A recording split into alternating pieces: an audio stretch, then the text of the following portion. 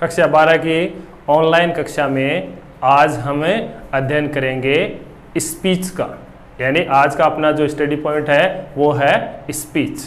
अब स्पीच में पहले हमें प्रश्न को पढ़ना है ढंग से कि प्रश्न में क्या दिया हुआ है, और उसके बाद में हमें जो टॉपिक दिया गया है उस टॉपिक के बारे में हमें लिखना है। तो स्पीच में सबसे पहले हमें शॉर्ट फॉर्म लिखनी है, यानी ज़्यादा लंबा और उबाऊ स्पीच नहीं लिखना है ताकि सुनने वाला उस स्पीच से बोर हो जाए। तो हमें सबसे पहले संबोधित करना है। संबोधित करने के बाद जो सामने गेस्ट आए हुए हैं उनको संबोधन करना है, अपने फ्रेंड्स है, टीचर्स है, उनको संबोधित करना है, और उसके बाद में जो अपना मेन टॉपिक है उस टॉपिक पर हमें छोटे छोटे सेंटेंस बनाकर लिखने हैं। यानी कहने का मतलब है वो सेंटेंस हमें बोलने हैं।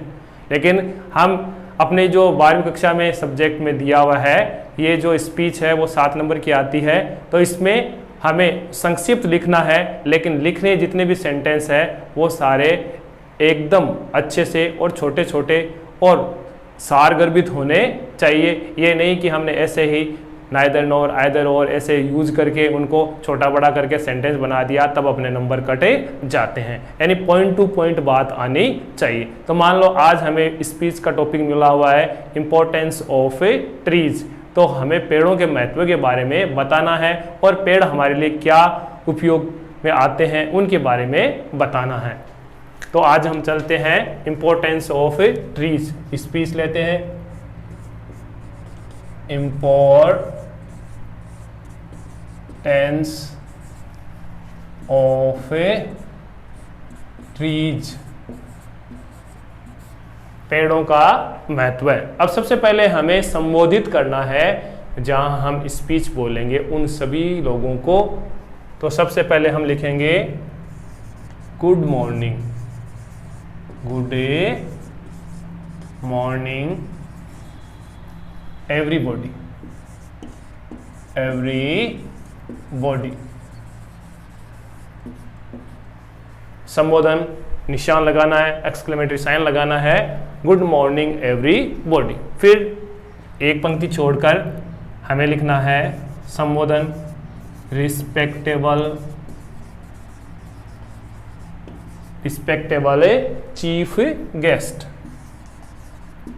Chief guest, principal,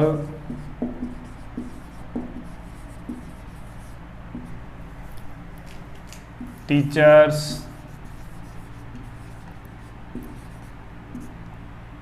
and my all friends, and my all friends। Respectable chief guest, आदरणीय मुख्य अतिथि, प्रधानाचार्य जी, अध्यापकों और प्यारे प्यारे मित्रों। Today I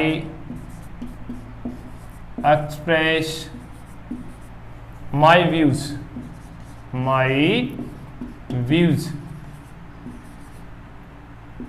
on।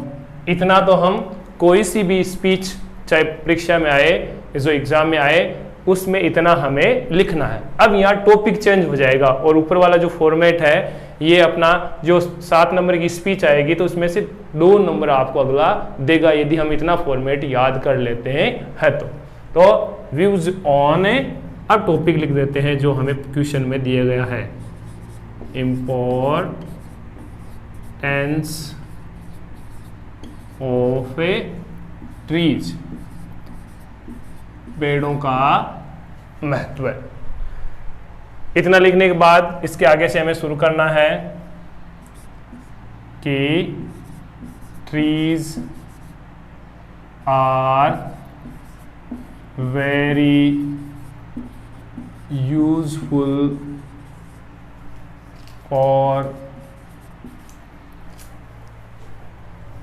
Human beings and animals,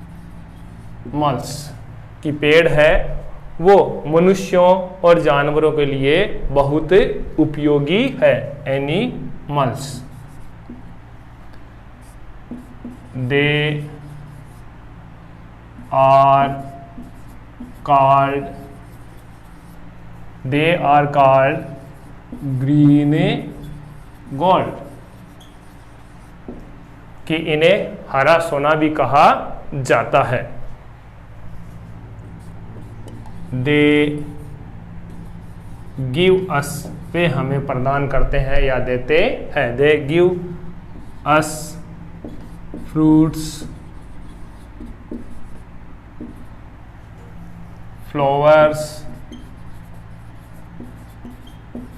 They give us fruits, flowers, gum यानी गोंद, गम, फोल्डर यानी चारा, folder,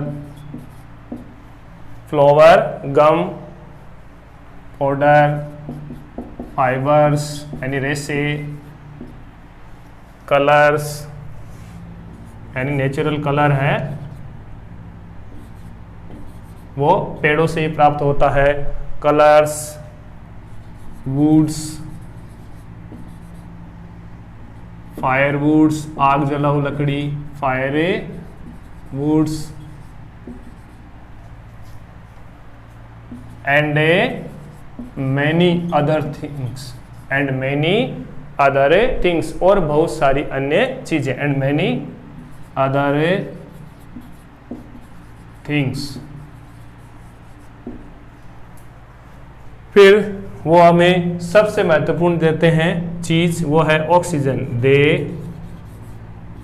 give us oxygen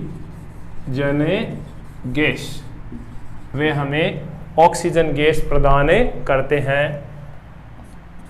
it is our life line gas,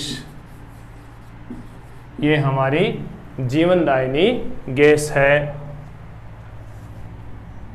we can not live without it, इसके बिना हमें जीवित नहीं रह सकते हैं। फिर आगे है दे स्टॉप सोयल इरोजन, वे मिट्टी के कटाव को रोकते हैं। दे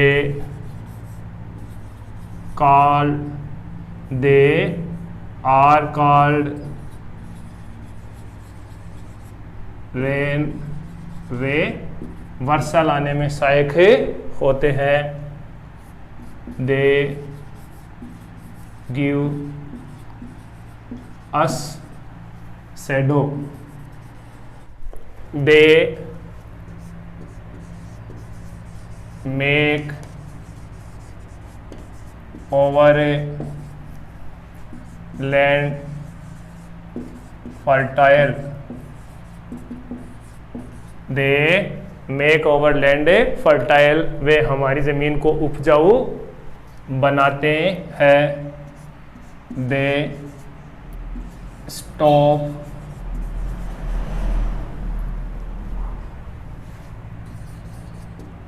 एयर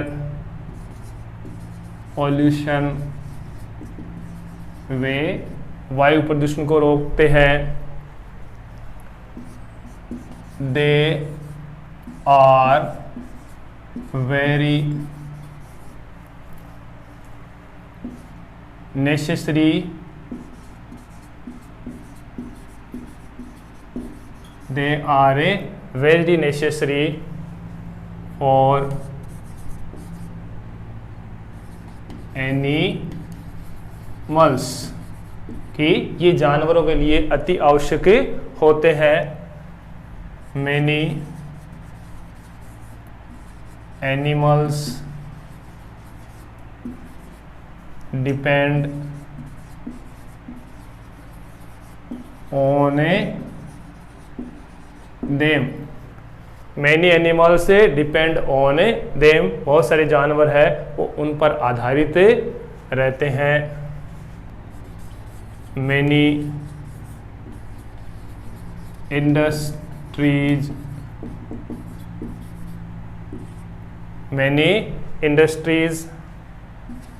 depend on them। कई कारखाने हैं जो इन पर आधारित होते हैं। As furniture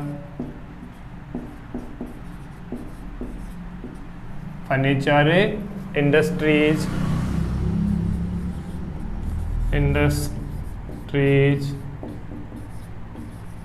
furniture industries,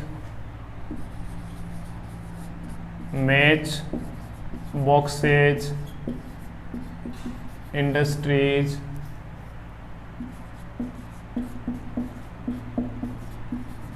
and यानी मैच बॉक्स इंडस्ट्रीज यानी दिया सिलाई उद्योग और कागज उद्योग, and paper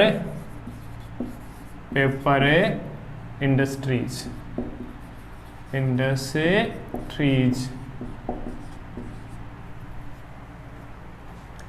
industry and paper industries. So we should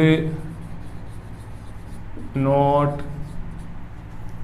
cut the trees, इसलिए हमें पेड़ों को नहीं काटना चाहिए।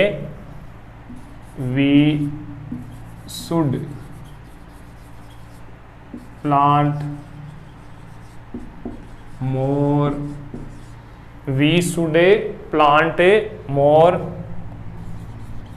and more trees,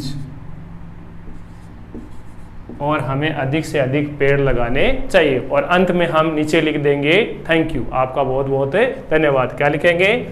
thank you.